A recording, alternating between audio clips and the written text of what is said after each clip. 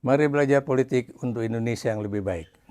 Teman-teman, kali ini saya ingin membahas pertemuan antara Prabowo Subianto dengan Megawati Soekarno Putri yang sudah banyak dibicarakan, didiskusikan oleh berbagai pengamat politik, baik melalui televisi ataupun sosial media. Ya.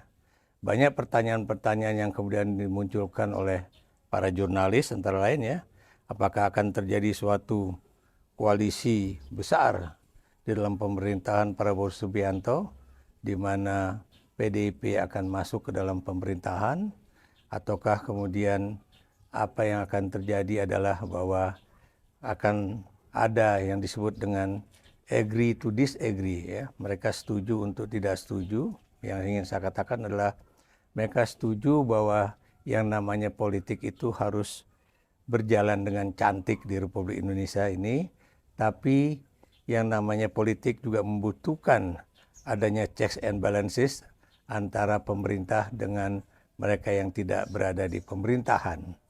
Kenapa ini penting? Karena kita tahu bahwa yang namanya politik itu juga harus memperhitungkan apa kata pemilih atau apa kata konstituen, apa kata mereka-mereka yang memiliki kedaulatan rakyat. Janganlah kemudian yang namanya politik Indonesia itu ditentukan hanya oleh para oligarki, ya, baik itu mereka yang menduduki jabatan-jabatan di partai-partai politik, ataupun mereka-mereka yang juga menguasai sumber-sumber keuangan negara.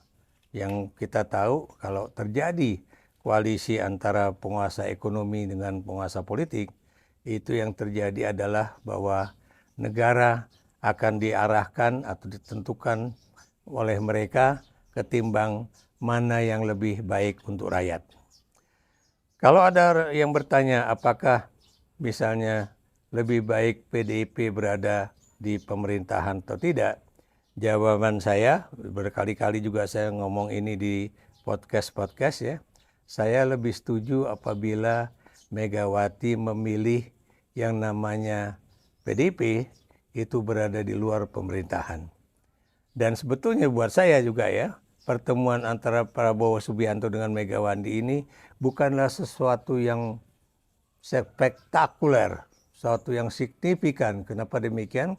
Karena antara Prabowo Subianto sebagai presiden terpilih dengan Megawati Soekarno Putri sebagai Ketua Umum Partai Demokrasi Indonesia Perjuangan, tidak ada problem politik yang ada di antara mereka. Ya.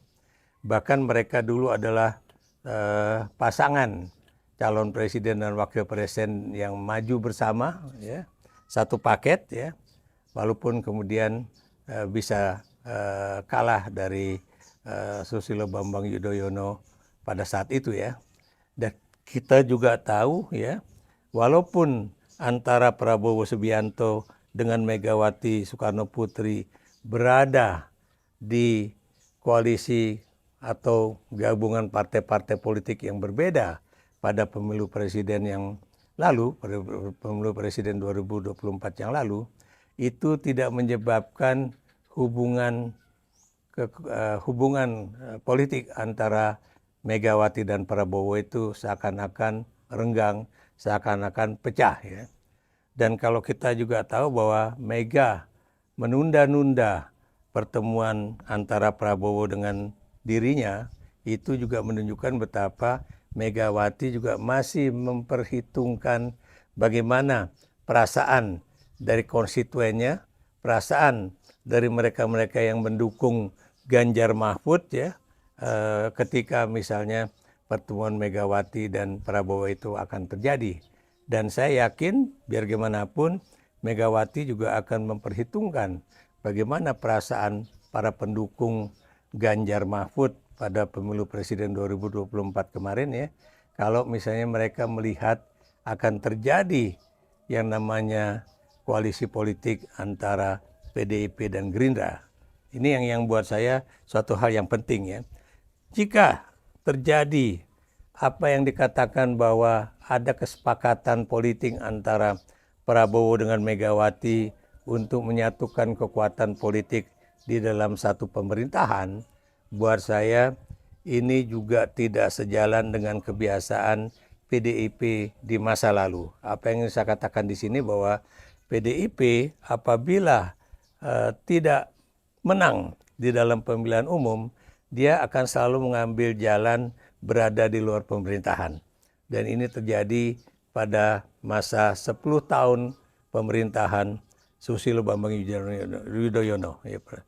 Jadi kita tahu ketika SBY menjadi presiden, PDIP atau Megawati memutuskan agar PDIP tidak masuk ke dalam koalisi di bawah Presiden Susilo Bambang Yudhoyono, melainkan dia berada di luar koalisi pemerintahan bersama Gerindra. Jadi PDIP dan Gerindra itu pernah duduk sama-sama di luar pemerintahan selama 10 tahun di masa pemerintahan SBY. Dan kalau nanti misalnya Megawati mengambil keputusan untuk juga berada di luar pemerintahan, ini tentunya Prabowo juga akan bisa menerimanya secara sepenuh hati, karena ini adalah suatu keputusan yang baik bagi jalannya pemerintahan di Indonesia. Karena biar gimana pun harus ada checks and balances ya. Mengapa saya juga tidak setuju PDIP masuk ke dalam pemerintahan Prabowo Gibran? Karena Anda tahu yang namanya pemilihan umum itu adalah memilih pimpinan atau elit ya untuk misalnya menjadi presiden dan wakil presiden ya.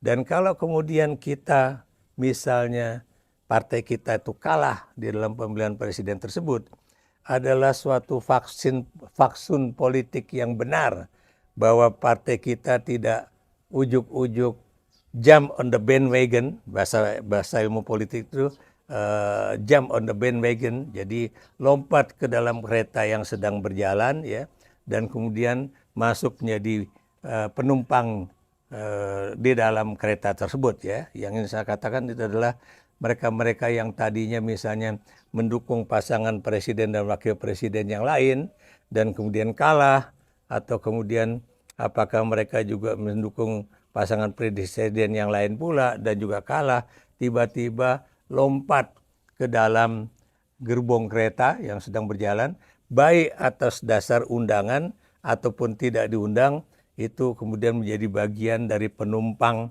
baik penumpang terang ataupun penumpang gelap di dalam gerbong tersebut. Dan ini buat saya bukanlah suatu tradisi politik yang baik di dalam sistem politik Indonesia. Kenapa demikian?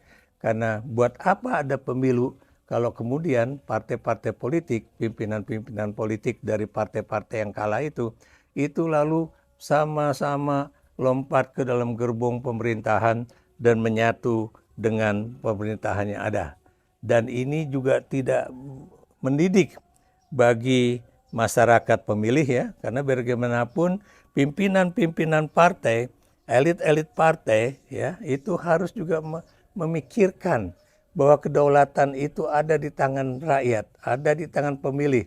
Bukan seakan-akan suara rakyat dipermainkan hanya sebagai pemberi suara dan kemudian tidak diperhitungkan sebagai bahwa mereka memilih itu karena memang mereka memiliki suatu kepentingan politik yang pada saat itu sama dengan elit-elit politik yang mereka pilih ya. Tapi ternyata begitu pimpinan politiknya kalah, lalu pimpinan politiknya memutuskan untuk masuk ke dalam koalisi pemerintahan. Dan buat saya ini suatu pelajaran politik yang nggak baik. Kenapa demikian? Karena biar bagaimanapun yang namanya pemilihan umum, yang namanya bertarung dalam pemilihan umum, pasti ada yang menang dan ada yang kalah.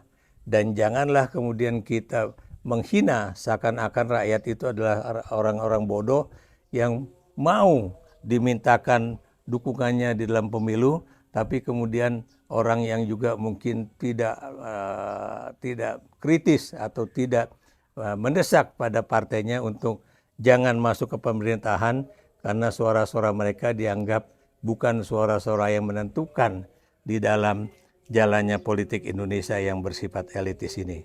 Jadi sekali lagi, Bagi saya, ya, sebagai seorang ilmuwan politik, ya, yang juga pernah menjadi dosen di berbagai universitas, saya masih berpegang teguh bahwa hargailah suara rakyat, bahwa janganlah mempermainkan suara rakyat, ya. Dan sekali Anda memutuskan, lakukanlah apa yang Anda putuskan pada saat sebelum pemilu presiden ataupun pemilu legislatif berlangsung. Janganlah kemudian ketika misalnya partai Anda kalah di dalam pemilihan umum, lalu berlomba-lomba untuk bisa mendapatkan kursi menteri di dalam suatu pemerintahan yang baru. Kenapa demikian? Karena Anda tahu sekali itu Anda lakukan, itu berarti Anda hanya ikut pemilu hanya untuk mendapatkan kursi kekuasaan, tapi bukan mendapatkan suatu kehormatan di dalam politik, ya. Jadi sekali lagi buat saya sebaiknya Megawati tetap bersiteguh untuk menempatkan PDIP sebagai partai yang tidak berada di dalam pemerintahan. Kenapa demikian? Kalau dia juga ikut ke dalam pemerintahan, Anda bisa bayangkan bagaimana Presiden Prabowo Subianto sebagai presiden terpilih akan membagi-bagi kekuasaan dengan banyak partai yang semuanya ikut dalam pemerintahan, dan kemudian siapa yang akan menjadi pengawas bagi pemerintahan itu, dan kemudian bukan mustahil yang terjadi ini adalah bancaan politik untuk mendapatkan kekuasaan ketimbang membangun suatu sistem politik yang lebih baik. Berikan komentar Anda, apakah sebaiknya PDIP masuk ke dalam pemerintahan atau berada di luar pemerintahan?